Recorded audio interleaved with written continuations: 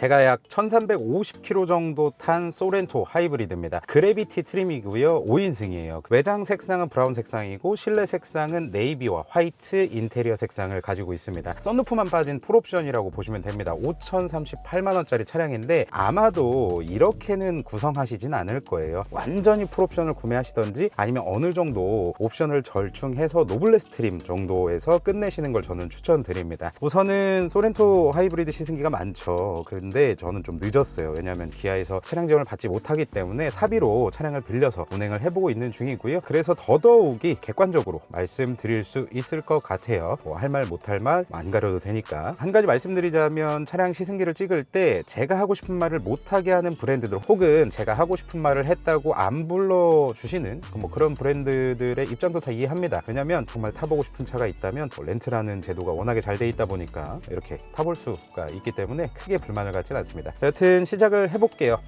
우선 이 차량을 약 20일 동안 1300km 이상 타면서 좀 아쉬웠던 점, 불만인 점을 말씀드리도록 하겠습니다. 첫 번째는 이 차량에만 그런 건데 운전석의 열선 시트가 켜지질 않아요. 그러니까 켜지는데 한 10초 있다가 꺼집니다. 아마도 이 안에 이 잭이 좀 불안정하게 물려 있는 것 같아요. 이 차량을 돈을 주고 구매하신 이 소비자라면 정말 열이 받을 것 같아요. 요즘 되게 춥거든요. 근데 열선이 안 들어온다? 이런 거 하나하나도 우리가 품질로 이어지는 거잖아요. 이런 것들도 차량 출고할 때 꼼꼼히 좀 확인을 해주셨으면 좋겠습니다. 어찌됐든 돈 받고 파는 거니까 뭐 실수가 있을 수도 있지만 출고할 때 완벽하게 출고 나가는 게 좋잖아요. 이런 것들은 좀 신경 써주시기 바라고. 두 번째로는 이 차량에는 디지털 키 2가 적용이 되어 있고 터치 타입 사이드 도어 핸들이 적용이 되어 있습니다. 근데 이게 좀 에러가 많아요. 그러니까 원래 손을 이렇게 문 손잡이에 넣으면 열리거든요. 차가 잠금이 해제가 되는데 안 될 때가 있습니다. 어찌됐든 옵션으로 판매를 하고 있잖아요. 이런 부분들도 오류를 좀 더 잡아줘야 되지 않을까 이렇게 생각을 하는 편이고요. 그럼 세 번째는 차량의 도어를 들어가 보시면 파워 테일게이트 자동 닫힘이라는 메뉴가 있거든요. 근데 트렁크에는 트렁크를 열고 닫는 버튼 옆에 파워 테일게이트 자동 닫힘을 오프하는, 그러니까 자동 닫힘 기능을 끄는 버튼이 따로 존재하는데 이걸 끄더라도 다시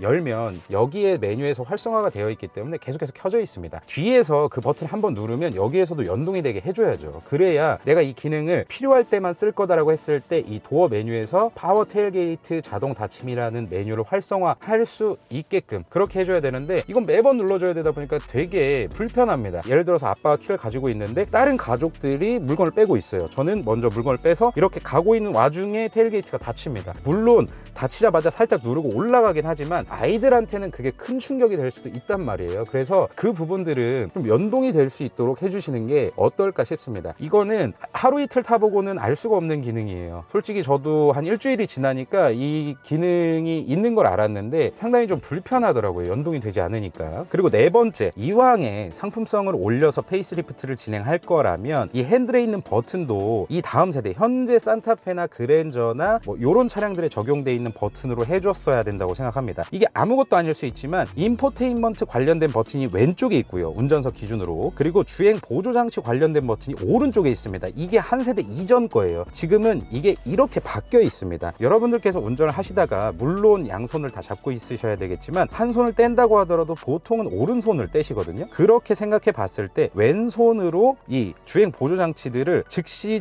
이렇게 조작할 수 있어야 되는데 이거는 구지구태여 오른쪽을 잡고 조작을 하셔야 돼요. 그래서 조금 불편하실 수도 있다라는 점. 그래서 요새 게 훨씬 좋습니다. 따지고 보면. 그래서 이런 점들이 조금 아쉽고요. 또 하나 아쉬운 점이 이 듀얼 펑션 이쪽 화면인데요. 이거 솔직히 적응 안 돼요. 원래 이 정도 탔으면 부드럽게 조작을 해야 되고 나도 모르게 조작을 해야 되는데 아직도 시선이 오래 머물러 있습니다. 그러니까 여기서 바꿔야지 하고 위치를 찾아야 돼요. 1초, 2초, 3초 이상을 찾아야 됩니다. 저도 웬만큼 차를 타보고 매일 차를 타는 게 업이다 보니까 상당히 빨리 적응한다고 생각했는데 이거 불편해요. 솔직히 말씀드리면 변경해야 될 요지가 있습니다. 특히나 맵이나 홈 버튼 같은 경우는 밖으로 좀 빠져 있어요. 있어야 된다고 생각을 합니다. 이 별표 모양으로 되어 있는 즐겨찾기 버튼도 빠져 있어야 된다고 생각해요. 여기까지가 지금까지 제가 20일 동안 이 소렌토 하이브리드를 한 3주 정도 타봤을 때 아쉬웠던 점인 것 같아요. 이제는 좋아진 점을 말씀드릴 텐데, 첫 번째로는 회생제동입니다. 예전에 2.4 하이브리드 같은 경우는 회생제동이 없었고요. 1.6 터보 하이브리드 이전의 소렌토 같은 경우도 회생제동이 없었습니다. 잠시 보여드리면, 기어가 D드라이브에 들어간 상태에서 오른쪽 패들 시프트를 길게 당기시면 이쪽에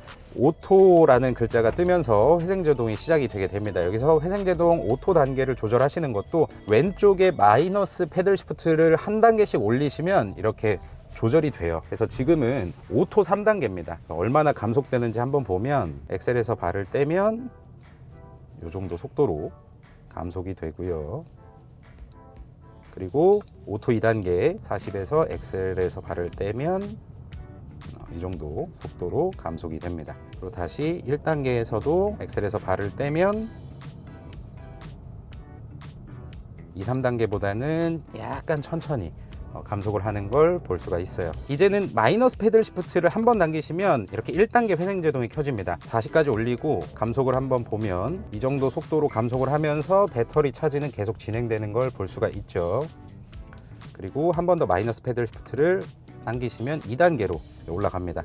다시 40까지 올리고 엑셀에서 발을 떼면 이 정도 속도로 감속이 되면서 배터리가 충전이 되고요. 그리고 마지막 3단계 이 정도에서도 엑셀을 떼면 이 속도로 감속이 되고 배터리의 충전량은 조금 더 높게 설정이 됩니다. 이 1.6 터보 하이브리드 같은 경우에는 시내에서 연비가 훨씬 좋거든요. 제가 가장 많이 봤을 때가 29km, 30km 정도 봤습니다. 한 3, 4km 주행하고, 짧은 거리를 주행하시는 분들한테는 이 회생제동을 조금 더 적극적으로 사용하셔라 라고 말씀드리고 싶고요. 이 회생제동을 사용하실 때는 엑셀에서 발을 확 떼는 게 아니라 서서히 뗐다가 다시금 가속했다가 서서히 뗐다가 다시금 가속했다가 이렇게 사용을 하시면 배터리의 충전량도 충분하게 가져가시면서 이 배터리로 인해서 주행하는 그 거리를 점차 늘려나가시면 정말 믿을 수 없는 연비를 경험하실 수 있으실 거예요. 근데 저는 지금까지 주행했을 때 1489km라고 찍혀 있는데 12.3km/L가 나왔거든요. 이 수치는 정말 연비 생각 1도 안 하고 막 밟고 다녔다고 보시면 됩니다. 그러니까 우리가 통상적으로 아무리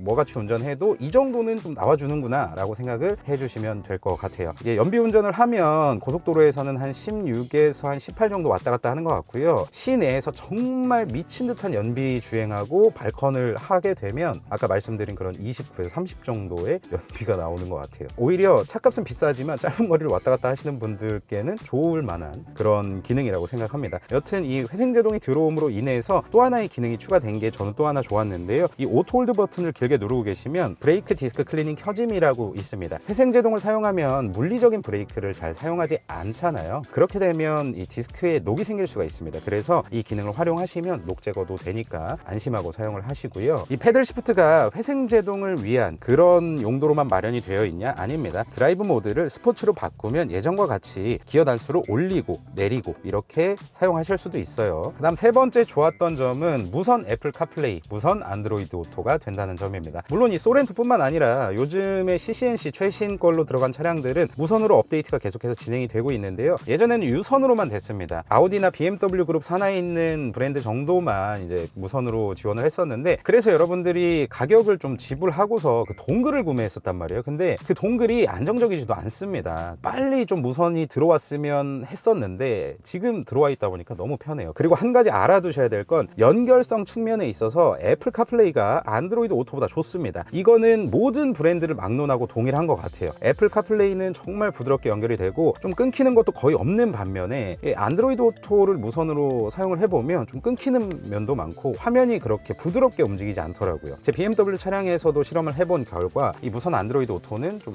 그렇습니다. 그 다음으로는 이제 디지털 센터미러인데 일부 사용자분들에게는 쓸모가 없는 기능입니다. 근데 뒤에 아기의 짐이 많이 실린다든지 혹은 캠핑 짐으로 인해서 룸미러를 통해서 뒤가 안 보이시는 분들에게는 이거 상당히 좋은 기능이에요. 그리고 낮에는 거의 뒷차 운전자가 담배 피우는 것까지 다 보이고요. 저녁에도 상당히 화질이 좋은 편입니다. 그래서 안전하게 사용하실 수가 있어요. 그리고 다음으로는 운전석에도 이 릴렉션 컴포트 시트가 적용이 되어 있는 거. 릴렉션 컴포트 시트를 실행시키면 정말 쉬기 편한 자세로 차량이 알아서 이렇게 눕혀줍니다.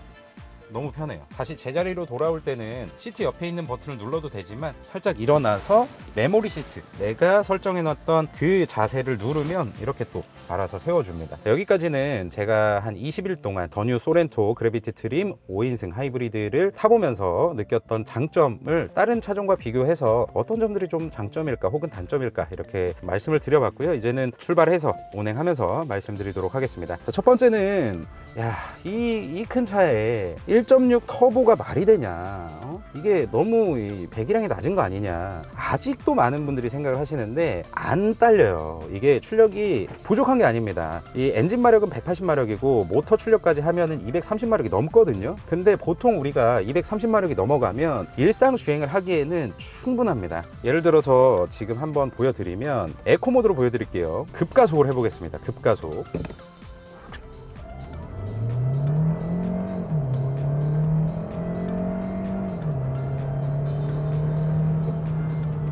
가장 가속이 부드러운 에코 모드임에도 불구하고 0km부터 100km까지 이렇게 가속을 진행할 때 굼뜸이라든지 이런 불편함이 없어요. 그리고 스포츠 모드로도 한번 해볼게요.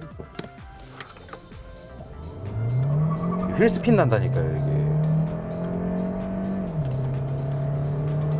이 정도의 가속 성능을 보여줍니다. 제로백은 솔직히 의미 없다고 생각해요. 이런 친환경을 좀 고려한 차, 연비 위주의 세팅을 고려한 차량에서는 이 가속 성능, 제로백은 의미가 없고 실제 우리가 실사용 구간에서의 경쾌함, 이런 것들이 우리에게는 상당히 의미가 있다고 생각을 하거든요, 개인적으로. 근데 0km부터 50km 혹은 70km까지 올릴 때, 그리고 우리가 흔히 추월 가속이라고 부르는 80km에서 한 130, 40까지 올릴 때도 부담이 없습니다. 그러니까 저속에서는 이 전기 모터가 도와줌으로 인해서 확실히 경쾌함을 느낄 수가 있고요. 중고속에서도 엄청 여유롭진 않지만 그래도 이 정도 차량을 경쾌하게 이동시킬 수 있을 만큼의 출력을 가지고 있기 때문에 걱정을 안 하셔도 됩니다. 다운사이징 터보가 대세가 된 지는 굉장히 오래됐어요. 근데 거기에다가 모터 출력도 약간 올라갔고 하다 보니까 소렌토 하이브리드의 출력이 뭐 굼뜨냐, 누군가가 저에게 물어봤을 때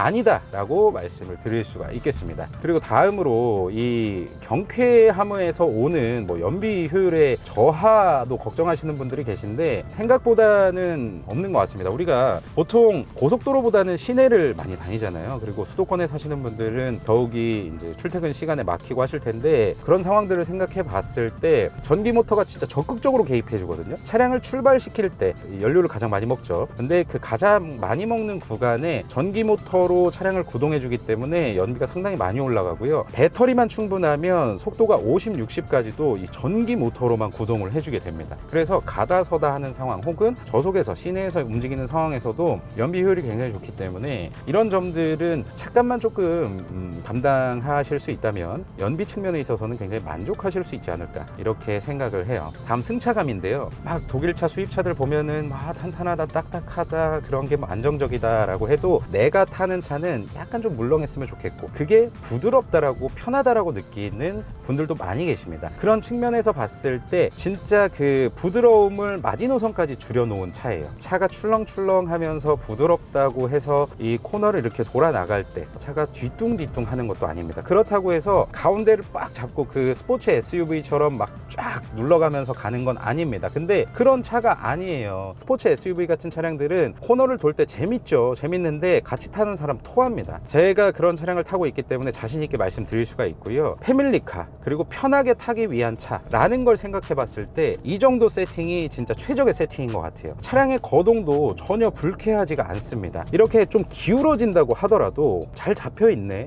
약간 이런 느낌. 차가 뒤집어질 것 같다, 혹은 뭐 뒤가 나중에 따라와 가지고 좀 너무 불안하다, 혹은 방향을 왼쪽으로 오른쪽으로 계속해서 바꾸는 상황에서도 옛날처럼 막 이렇게 하체는 가만히 있고 이렇게 위만 따로따로 노는, 이렇게 고개만 까딱까딱거리는 느낌의 그런 승차감도 아니에요. 우리가 방지턱을 넘거나 혹은 이런 코너를 돌아 나가거나 이런 다양한 상황에 있어서 솔직히 말씀드리면 좋은 수준이다, 편하다라고 느끼실 겁니다. 그러니까 적정 수준을 잘 맞춰 놓은 것 같아요. 다만 수입차의 그 탄탄함, 딱딱함, 예를 들어서 BMW M 스포츠 패키지 같은 승차감을 좋아하시는 분이라면 이거 차가 왜 이래, 좀 너무 물렁하네, 뭐야, 이렇게 얘기하실 수도 있지만 대다수의 일반적인 분들은 시승을 해보시면 타보시면 이 정도면은 진짜 편하다라고 느낍니다. 전반적인 승차감에 있어서는 만족스러운 수준이다라고 말씀을 드릴 수가 있겠습니다. 뭐 승차감을 이렇게 말씀드릴 때 계속 말씀드리는 게 또 소음이잖아요. 소음도 방음도 잘 돼 있어요. 방음도 잘 돼 있다고 느끼는 게 바람이 정말 많이 부는 상태에서 130 정도까지 올려도 풍절음은 그렇게 크게 들어오지 않고요. 그리고 노면에서 올라오는 소음, 예전에 기아는 좀 많이 올라왔거든요. 근데 요새는 정말 잘 잡혀 있습니다.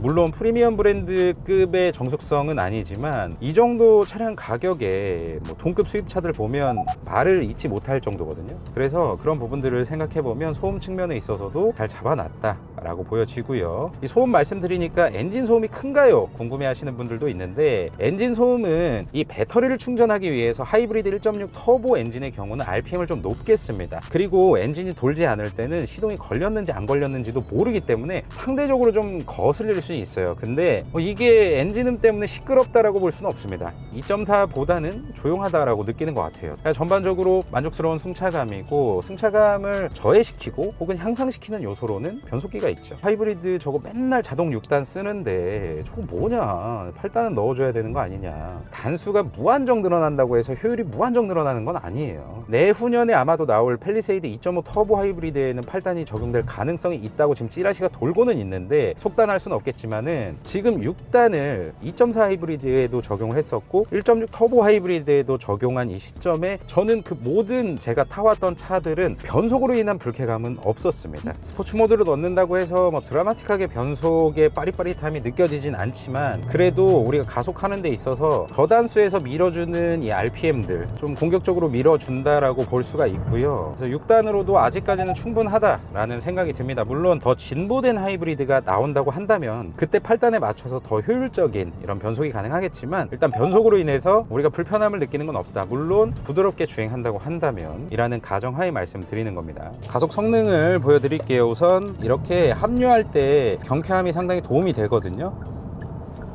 예를 들어서 이쪽에 빨리 껴야 된다. 에코 모드에서 엑셀 다 밟은 것도 아닙니다. 이렇게까지 120까지도 정말 경쾌하게 올라가요. 스포츠 모드에서도 약간 그 다운시프트 하는 게 느리긴 한데 불편한 정도는 아니에요. 이 정도 150까지 가속을 밀어붙여도 정말 편안한 가속감을 보여줍니다. 그리고 이 스마트라고 있거든요. 스마트 드라이브 모드를 선택하시면 여러분들의 주행 상황에 맞춰서 여러분들이 급하게 막 가속을 하시면 스포츠 모드로 자동으로 변경을 해주고, 편안하게 그냥 타고 다니시면 에코 모드로 자동으로 변경을 해주기 때문에 신경 쓰기 싫다라고 하시면 스마트 모드로 변경을 해놓고 주행하시는 게 좋은 것 같습니다. 가속감은 아까 말씀드린 내용과 이어서 이렇게 가속이 되고요. 20일 동안 1000km 이상 주행을 하면서 가속 때문에 불편한 적은 솔직히 없었습니다. 근데 가속이 뭐 상대적인 기준이죠. 여러분들께서 매일 타고 다니시는 차가 뭐 5, 600마력짜리 차라면 이 차가 안 나간다라고 분명히 생각하실 거고, 그런 상황이 아니라면 저는 이 정도도 충분하다라고 생각해요. 편안하게 운전을 하실 수가 있으실 겁니다. 가속으로 인해서 스트레스 받으시진 않으실 거예요. 잘 나가는 거와 동시에 더욱 중요한 게 브레이크죠. 이 브레이크의 담력은 기아답게 초반에 좀 빡 들어옵니다. 예를 들어서 지금 한 73km로 주행하고 있는데 브레이크 페달을 조금만 밟으면 훅 들어와요. 그 뒤로 조금씩 이 브레이크의 담력을 더해주는 그런 느낌이고요. 지금도 한 110km에서 살짝 밟아보면 브레이크하는 과정에서 차량의 거동이 불안하다거나 혹은 뒤가 털린다거나 혹은 노즈 다이브가 심해서 이렇게 너무 꼬꾸라진다거나 하는 느낌도 없습니다. 요새는 많이 없는 것 같아요. 산타페 하이브리드도 그렇고 더 뉴 소렌토 하이브리드도 그렇고 이모션 드라이빙이라는 명명이 맞는지는 모르겠는데, 여튼 이 컴포트 드라이빙, 이 다이나믹 드라이빙이라고 기술이 적용이 되어 있습니다. 그래서 이 컴포트 드라이빙 같은 경우는 여러분들이 차체가 이렇게 앞뒤로 흔들리는 상황을 최대한 잡아줌으로써 승차감을 좋게 느낄 수 있는 그런 기능들을 구현했고요. 이게 아마 브레이크를 밟을 때도 아까도 말씀드렸다시피 노즈 다이브가 심하지 않은 게 이거의 영향이지 않을까 싶어요. 그리고 조향을 갑작스럽게 하는 경우나 와인딩, 산길을 달리는 경우에는 이제 이 다이나믹 드라이브가 활성화가 되는데요. 저는 이거 평소에는 잘 못 느꼈지만 우리가 IC 지나서 급격하게 꺾는 이런 길들 있잖아요. 그런 길들을 조금 공격적으로 돌아 나갔을 때 딱 어느 정도 버텨주고 그 이상으로는 이 전자식에 무언가가 개입되는 그런 느낌을 받았습니다. 그래서 아마도 그게 이 다이나믹 드라이빙으로 인한 그런 체감이었던 것 같아요. 종합적으로 브레이크는 믿고 밟으셔도 된다. 다만 이 브레이크를 처음 밟으실 때 아마도 기아를 계속 하셨던 분들은 그렇게 적응의 시간이 필요하진 않을 텐데요. 현대나 제네시스 대중 브랜드를 타셨던 분들, 기아를 제외하고 조금 살살 밟는 그런 연습을 좀 하셔야 적응이 될 거라고 생각을 합니다. 그리고 편의 기능에 대해서 말씀드리면 아까 말씀드렸던 두 가지 이렇게 바꿔줬으면 좋겠다, 혹은 더블 펑션 요거를 이제는 물리 버튼으로 좀 빼는 게 어떨까, 요걸 제외하고는 딱히 불만이 있는 거는 없는데요. 가장 만족스러운 거는 헤드업 디스플레이의 크기입니다. 이 헤드업 디스플레이가 순정과도 연결이 되지만 애플 카플레이를 우리가 사용할 때도 있잖아요. 예를 들어서 우리가 고속도로나 자동차 전용도로를 달리고 있어요. 우리가 애플 카플레이를 이용해서 혹은 안드로이드 오토를 이용해서 T맵으로 우리가 길 안내를 받고 있습니다. 다만 그 T맵이랑 이 헤드업 디스플레이랑 연동이 되진 않지만 카메라가 계속 순정 맵이랑 연동이 되어 있기 때문에 수입차와는 다르게 고속도로나 자동차 전용도로에서 HDA 고속도로 주행보조 장치를 켜면 순정과 연동을 하고 있기 때문에 T맵으로 안내받고 있는 상황에서도 속도를 자동으로 줄여주게 되는 거죠. 다만 시내랑 국도에서는 안 되죠. 이런 또 편리한 기능이 있는데, 헤드업 디스플레이도 아쉬운 점이 구간 단속일 때 평택 제천 고속도로에서는 남은 거리를 표시해 주는데 경부고속도로에서는 또 표시를 안 해줘요. 이거 무슨 차이인지는 모르겠지만 여튼 평균 속도가 나오고 그 옆에 동그라미 원이 하나 나오는데 평택 제천은 여기에 구간이 끝날 때까지의 거리를 표시를 해줍니다. 근데 경부고속도로는 그게 안 해주더라고요. HDA를 작동을 시키면 옆에 차들이 이렇게 박스 모양으로 나오거든요. 근데 이게 그 표지판하고 겹칠 때가 있어요. 이거는 개선할 여지가 있다고 보여집니다. 못 볼 수도 있잖아요. 헤드업 디스플레이에 옆에 차가 있다 그러면 다른 이 표시로 표시를 해주지만 차량이 지나가는 박스 모양을 보고 판단을 하시는 분들께서는 잘못 판단하실 수도 있다라고 생각을 합니다. 그리고 방금처럼 사이드미러의 카메라로 이렇게 비춰주는 거, 이게 별거 아닌 것 같아도 이 기능 하나 때문에 조금 더 안심하고 차선을 변경할 수가 있어요. 그리고 HDA2가 들어갔기 때문에 고속도로나 자동차 전용도로에서 원터치로 방향 지시 등을 작동시키는 것만으로도 차선 변경의 조건이 맞을 때 자동으로 차선을 변경해 줍니다. 야, 그거 무슨 쓸모가 있냐라고 하시는 분들도 계시죠. 지금 현재 5 시리즈 이제 들어갔습니다. 레인 체인지 기능이 있다고 이제 영업사원들이 말하는 게 그 기능이에요. 수입차에 들어가면 박수치고 야 진짜 좋아졌다고 하면서 국산차에 들어가면 야 저 따위 거 무슨 아무 쓸모짝에도 없고 차가 기본기나 잘해야지, 그런 말씀 하시는 분들 옛날의 생각을 못 버리시는 분들이신 것 같아요. 세상이 여러분들이 생각하는 것보다 되게 빨리 변하고 있습니다. 경험해 보시고 새로운 것을 조금 더 마음을 열고 받아들이시는 것도 현명한 삶을 사시는 방법이라고 저는 개인적으로 생각하는데, 안 그러신 분들이 많은 것 같아요. 다만 삶의 자세는 본인이 결정하는 거지만 남한테 피해를 줘서는 안 됩니다. 그리고 본인의 생각으로 아무것도 아니라고 내뱉었던 그런 것들이 남에게는 상처가 될 수 있고 그 사람의 선택에 영향을 줄 수 있기 때문에 상당히 좀 조심해서 말씀을 하셔야 돼요. 키보드 뒤에 숨어서 그냥 손가락만 이렇게 왔다 갔다 거린다고 그게 아무렇지도 않게 생각하시는 분들이 많은데, 예의도 지능이고 지능도 삶의 지혜의 영역입니다.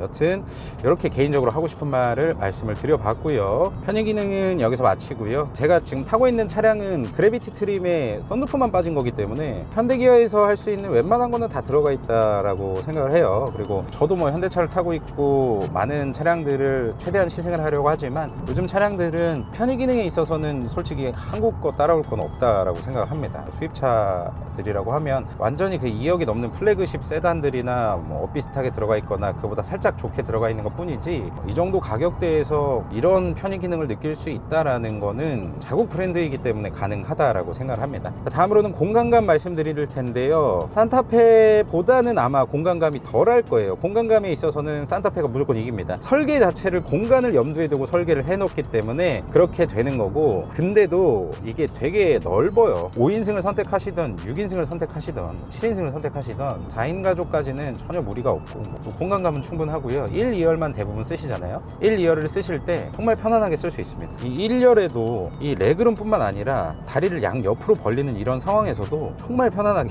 사용을 하실 수가 있고, 공간이 부족하다는 생각을 한 번도 한 적이 없어요. 그리고 2열 승차감 잠깐 말씀드리면, 2열에서 멀미 나냐? 안 나요. 여러분들이 지금 대단히 잘못 생각하시는 게 하나 있는데요. 멀미는 증상이지 어떠한 사실이 아닙니다. 그러니까 차를 판단할 때 어떤 사람은 멀미가 날 수도 있고요. 어떤 사람은 안 날 수도 있어요. 어떤 분께서 멀미가 난다고 해서 이 차를 모든 사람이 타면 멀미가 날 거다라고 생각하시는 건 잘못된 생각입니다. 제가 어느 시승기에서 말씀을 드렸는데 PC 버전 배틀그라운드를 못 하거든요. 시각적 멀미 때문에 그걸 못 해요. 너무 어지러워서 토할 것 같더라고요. 근데 예를 들어서 제가 그렇게 배틀그라운드를 리뷰를 하는데 너무 멀미 나서 못 할 것 같다라고 해서 배틀그라운드가 잘못된 게 아닙니다. 멀미를 느끼는 그 사람의 증상일 뿐이지 배틀그라운드나 차량이 잘못된 건 아니에요. 딱딱한 차를 타면 멀미하시는 분들도 계실 거고, 혹은 컨디션에 따라서 멀미하시는 분들도 계실 거고, 정말 다양한 이유가 있는데 개인적으로 2열에 탔을 때 멀미는 전혀 안 했고요. 그리고 예비 처제를 태우고 장거리를 갔을 때도 안 했습니다, 멀미를. 그리고 여자친구도 안 했었고, 멀미가 날 만한 승차감은 아니라고 생각해요. 너무 부드러워서 출렁출렁거려서 멀미하는 경우도 있고, 너무 딱딱해서 멀미하는 경우도 있고, 어쨌든 시각 정보랑 내가 느끼는 감각 정보랑 맞지 않을 때 통상적으로 멀미가 생기는데, 그게 개인마다 차이가 너무 심하기 때문에 이 멀미에 대한 부분은 시승기에서 말하면 안 된다고 생각을 합니다. 그리고 2열에 있어서도 승차감이 상당히 1열과 비슷해요. 그러니까 1열은 좋고 2열은 안 좋고 이런 게 아니라 1열과 2열이 거의 동등한 수준으로 좋다라고 보시면 되고, 그리고 어쩔 수 없이 SUV는 이 트렁크랑 연결이 되어 있기 때문에 그 뒤에 짐이 많다면 그쪽에서 올라오는 조금의 소음, 그런 정도의 불쾌함이 있다라고 보시면 됩니다. 당연히 트렁크에 아무것도 안 실려 있으면 소음이 없겠죠. 이런 부분들 잘 알아주셨으면 좋겠습니다. 이제 고속도로에 들어와서 고속도로 주행 보조장치입니다. 이거 헷갈리시면 안 돼요. 이 주행 보조장치를 사용하실 때는 브레이크를 밟을 준비는 항상 하고 계셔야 되고요. 핸들에서 손을 떼시면 안 돼요. 아시겠죠? 위험하게 운전하시는 분들이 있는데 사고 나도 다 본인 책임입니다. 제조사는 책임을 져주지 않아요. 그 어떤 제조사도.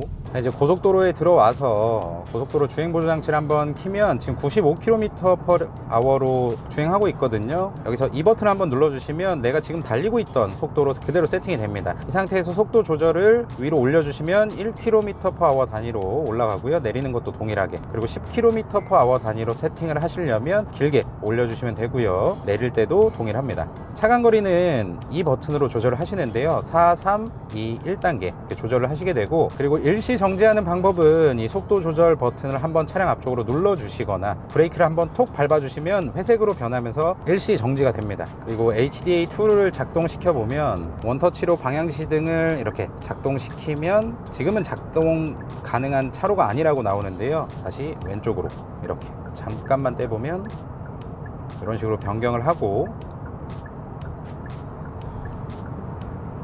이렇게 방향지시등을 꺼줍니다. 그리고 일시 정지했다가 속도를 좀 낮췄어요. 이렇게 좀 낮추고 다시 지금 110km로 세팅이 되어서 일시 정지가 되어 있는 상태인데 100km로 다시 하고 싶다. 그럼 이 버튼만 한번 툭 올려주시면 현재 주행하는 속도로 다시금 세팅이 됩니다. 편하게 사용하실 수 있고, 조금만 사용하다 보면은 정말 안정적으로 사용하실 수가 있어요. 그리고 차 막힐 때 어떻게 되냐, 앞차가 서면 내 차도 차간거리에 맞춰서 섭니다. 근데 30초 이내에 앞차가 출발한다, 따라서 출발해요. 30초가 지나면 이 버튼을 한번 올려주시거나 엑셀을 한번 톡 밟아주셔야 차량이 앞차와의 간격에 따라서 출발을 하게 돼요.